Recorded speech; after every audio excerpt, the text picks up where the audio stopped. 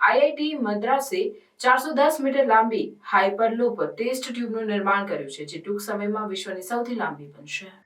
ભારત હાઇપરલૂપ ટેકનોલોજીમાં મહત્વપૂર્ણ પ્રગતિ કરી રહ્યું છે, જેમાં ચેન્નાઈ સ્થિત ભારતીય પ્રૌદ્યોગિક સંસ્થા મદ્રાસે 410 મીટર લાંબી હાઇપરલૂપ ટેસ્ટ ટ્યુબનું નિર્માણ કર્યું છે.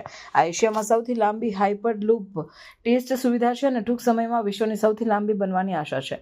કેન્દ્રીય રેલવે માહિતી અને પ્રસારણ અને માહિતી પ્રૌદ્યોગિક પ્રધાન અશ્વિની વૈષ્ણવે આઈઆઈટી મદ્રાસના ડિસ્કવરી કેમ્પસમાં આવેલ હાઇપરલૂપ ટેસ્ટિંગ સુવિધાની મુલાકાત લીધી અને લાઈવ ડેમોનો અનુભવ કર્યો. તેઓએ જણાવ્યું કે આ સમગ્ર ટેસ્ટિંગ સિસ્ટમ સ્થાનિક ટેકનોલોજીનો ઉપયોગ કરીને વિકસાવવામાં આવી છે અને અત્યાર સુધીમાં ટેસ્ટોમાં સારા પરિણામો મળ્યા છે. આ પ્રોજેક્ટમાં રેલવે મંત્રાલયે નાણાકીય અને ટેકનિકલ મદદ પૂરી પાડી છે અને હવે હાઇપરલૂપ પ્રોજેક્ટ માટેની ઇલેક્ટ્રોનિક્સ ટેકનોલોજી ચેન્નાઈ સ્થિત ઇન્ટિગ્રલ કોચ ફેક્ટરી ખાતે વિકસાવવામાં આવશે. આઈસીએફના નિષ્ણાતોએ વંદે ભારત ટ્રેનો માટે મોટી ઇલેક્ટ્રોનિક સિસ્ટમ સફળતાપૂર્વક વિકસાવી છે, જે હાઇપરલૂપ પ્રોજેક્ટ માટે પણ ઉપયોગી થશે. આ પ્રગતિ દર્શાવે છે કે ભારત ટૂંક સમયમાં હાઇપરલૂપ પરિવહન માટે તૈયાર થઈ રહ્યું છે, જે ભવિષ્યમાં ઝડપી અને કાર્યક્ષમ પરિવહન માટે મહત્વપૂર્ણ પગલું સાબિત થઈ શકે છે. આઈઆઈટી મદ્રાસ અને તેના આવિષ્કાર હાઇપરલૂપ ટીમના યુવા નવીનતાઓને પ્રધાનશ્રીએ અભિનંદન પાઠવ્યા છે.